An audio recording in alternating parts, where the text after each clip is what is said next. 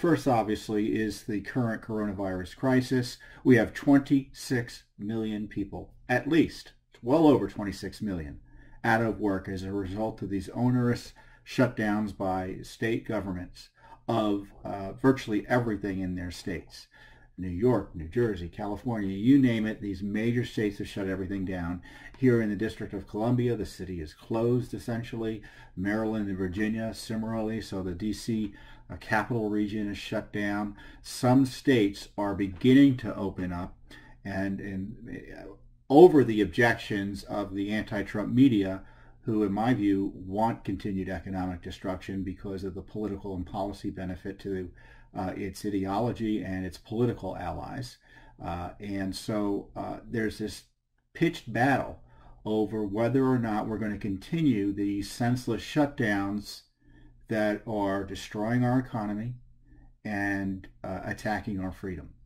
And so the debate continues with the Georgia shutdown, where the governor there is further allowing additional businesses to open. I guess the president's upset with some of what he's doing, but in the end, being a good federalist, the president deferred to the governor of Georgia, even though he may disagree with him on the specifics. But let me say this, and I'm going to repeat it. It bears repeating because I've talked about this repeatedly. The presumption ought to be that everything is open. You should be able to go to your church. You should be able to go to your work. You should be able to go to your school. You should be able to do anything that you want to do in a free country, barring emergency reasons that the government might have to prevent you from doing so. And the idea that there's a compelling government reason to shut down an entire society to control a pandemic obviously doesn't make sense. This coronavirus is not going away.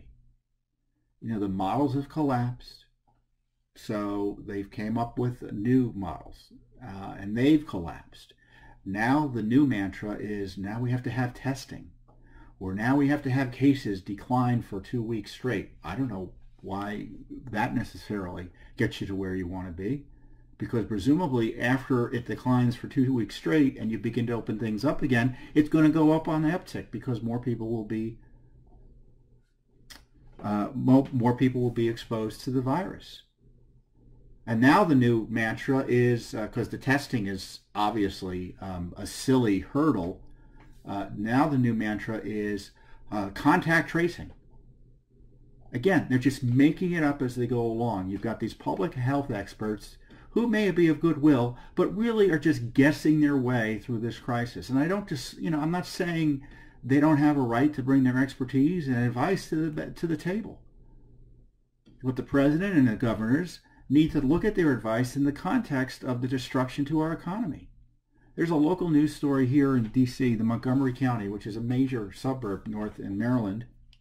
It's basically one of the biggest Maryland suburbs of the District of Columbia. They've had a 25% increase in domestic violence since the shutdown has begun. So where's the modeling for the damage to families and lives over domestic violence? Certainly the president and the vice president have acknowledged that they've got to reopen our healthcare economy, which unbelievably has been shut down in response to a pandemic. How do you like that logic? We're facing healthcare issues, so let's set up our system in a way that forces doctors to fire their staff and shut down their practices and puts hospitals in economic peril. So our healthcare industry was being decimated, and now the president and vice president have had to step in with new policies to try to resurrect it. We have a $500 billion new stimulus package, or however you want to call it, that would provide aid directly, again, to companies who are trying to keep their payrolls intact despite having no revenue or income. But the government can't substitute for an economy. I have no doubt that money will help people stay employed for a few weeks longer than they otherwise would have. I have no doubt that the unemployment benefits, which are now at some point, for many people, more generous than them actually working. Yes, you heard that right. If you're on unemployment, you may make more money than you would have if you were working. So you've got this distortion of the system being introduced by the federal government that's helping us, right? And now you've got this continued sustained attack on potentially effective treatments. Hydroxychloroquine, you may have seen news stories highlighting basically a study that really wasn't a study, suggesting there were deleterious effects to taking hydroxychloroquine. I keep on mispronouncing it. Ignoring all the evidence out there that it's an effective treatment and preventative potentially.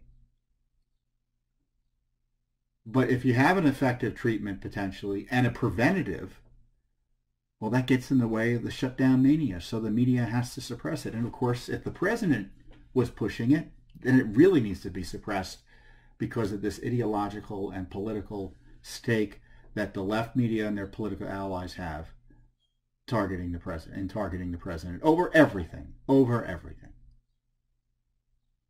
So we've got 26 million people unemployed. The media doesn't give a rat's tail about them.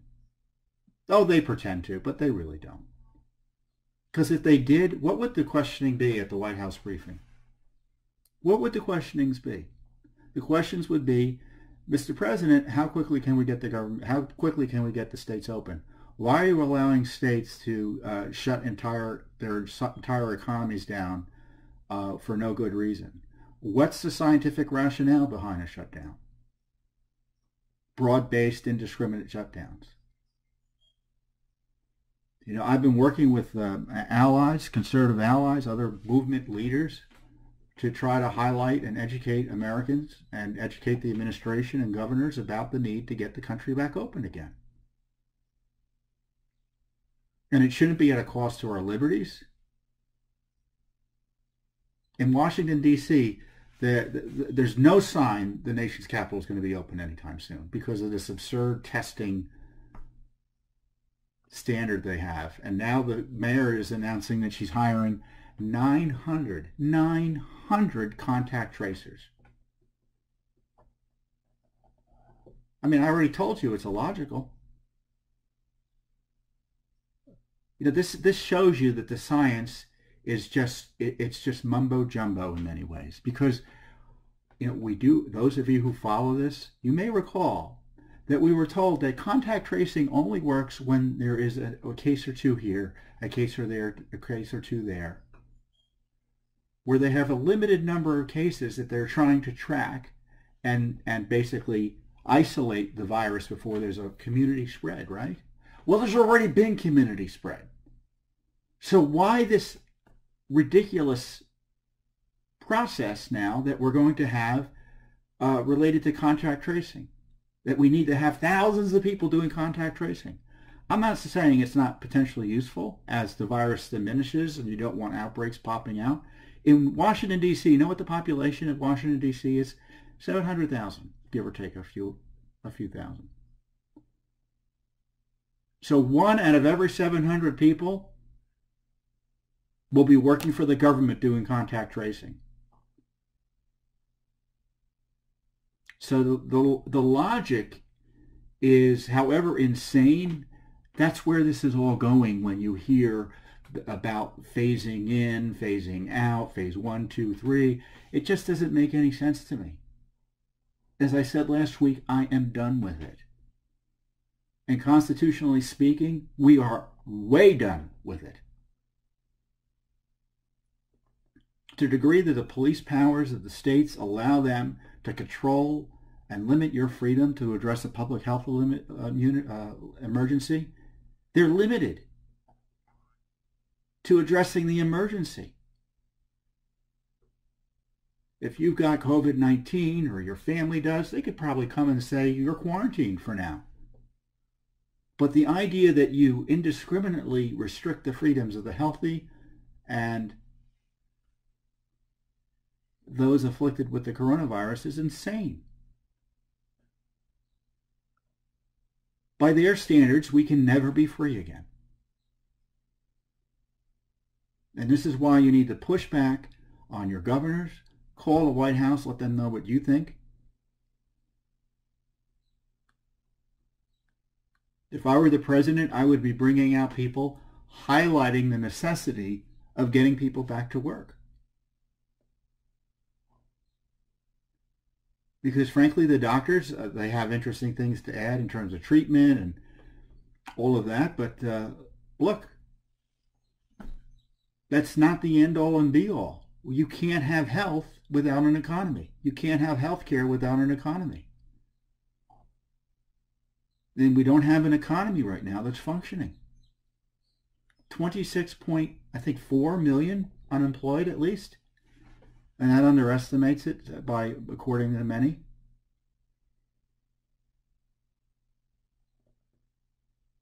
Many of those people can't, for all the money that's being sent out of Washington to try to help people, many of those people don't have enough money to buy food. You see the food lines, hours long. Are the governors going to go and arrest people not social distancing as they wait online to feed their family because they've been deprived of a job by their governors? Now, Attorney General Barr has suggested that if things get out of hand with these shutdowns, he would intervene. The Justice Department would intervene. I don't know what he's waiting for. I mean, as often with the Justice Department, the rhetoric doesn't match action. If these were voting rights being suppressed, if these were the sort of the rights that the left focuses on, the Justice Department would be intervening immediately. But because it's the right to property, the right to religious expression, right to freely exercise your religion, the right to assemble because it's the wrong people who are assembling and petitioning their government, the left media doesn't care. They don't care about the First Amendment. And many people in the Justice Department don't care either because many people in the Justice Department are leftists. So my guess is that Barr probably wants to do the right thing, but all the deep staters around him don't. And this is where he needs to exercise personal leadership to just intervene and stop the oppression, because it is oppression.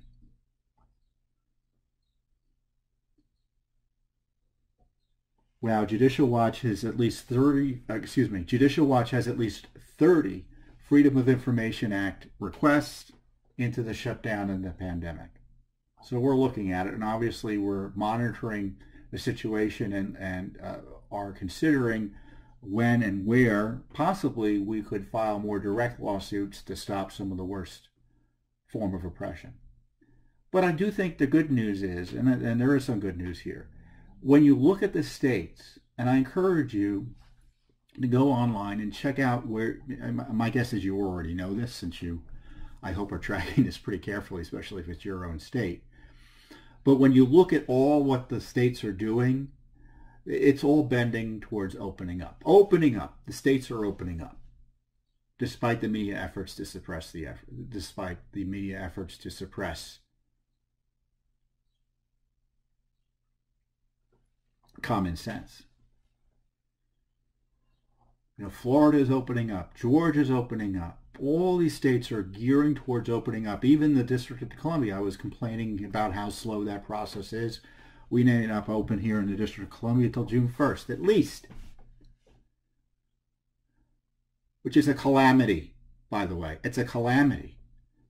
But at least they're beginning to do something about opening up.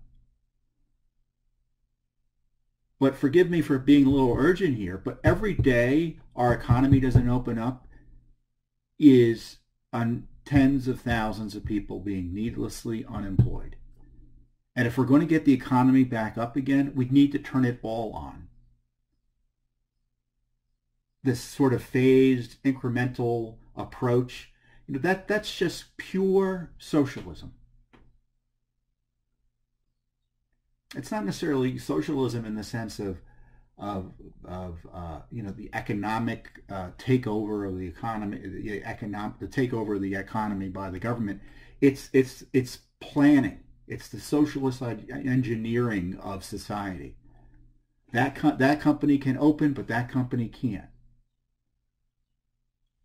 It's appropriate to go into that store with social distancing, but it's not appropriate to go into that store with social distancing. And we're going to adjust it as if the experts know and the politicians know how to run an economy, the greatest economy in the history of man, from governor mansions around the country. Did you hear Andrew Cuomo the other day?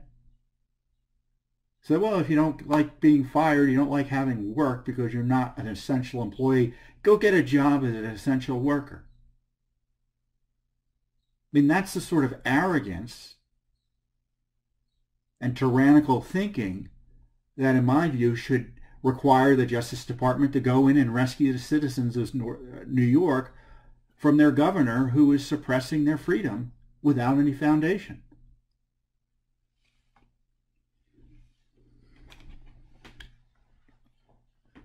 I know their protests are growing. Of course, the media hates that. So this is what you need to do. You need to call your governors, you need to call the White House, and you need to call your members of Congress to try to save the republic. The longer this goes on, the more damage will happen. I mean, for instance, air travel, as I said, is at 1954 levels the last I checked. I don't know what the hotel industry, I'm sure all the travel and tourism industry is effectively destroyed. But I want you to think about that. So every day we delay opening it up, you know, the airline industry isn't going to get back on its feet tomorrow. It's going to take months for them to get back to where they were prior to the coronavirus shutdown. It's going to take months. So the longer we delay, the longer that recovery is stalled for not only the airline industry, but these other industries. And the left is gleeful at this. A congresswoman from New York, Alexandria Ocasio-Cortez, AOC, she saw that oil was trading at less than zero, I think. And she said, I forget the exact tweet, she had to take it down. But she essentially applauded it and said this is an opportunity for worker-led mass investment in green technology. Completely communist claptrap. But she was celebrating this destruction of our economy that has put demand for oil in such a situation that you basically have to pay people to store the oil and you can't make much money from it. So there, as I keep on saying, there's little political benefit to the left to reopening and restoring America. And I would encourage the president to recognize that and encourage the governors to understand that. Now, despite all this, the governors need to hear from you. They know in their heart of hearts they can't keep this going forever. But they'll keep it going for 2 more months just to spite the president and just to spite you. So this is why you need to contact them. And of course, Judicial Watch is going to continue to do its educational activities to try to not only protect your freedoms and rights, but to kind of get the government back to its lawful status. Because too much of what the government is doing right now in the states is unlawful. And the courts are going to be hesitant to curtail it. So it really is going to take citizen activism in order to protect your own rights. We'll do what we can with the tools we have, but you have to recognize that your right to petition your government, however restricted, could still be key to helping get this country back to where it belongs. So that being said, the coronavirus crisis is, as I said, you can see from this update, it's curtailed our activities a little bit, but not much. We're still doing the work necessary to uncover government corruption. We're still in court litigating. The courts are still operating more or less, at least in the areas that we're concerned about. There have been some delays. The bad news is the federal government specifically has essentially shut down key FOIA operations using coronavirus as an excuse. Are you aware of any federal government, by the way, are you aware of any federal government employees who have been laid off? Of course not. So we don't get any FOIA documents. I don't know what the FOIA employees are doing, but now we're not allowed to get any FOIA documents. They're using coronavirus as an excuse.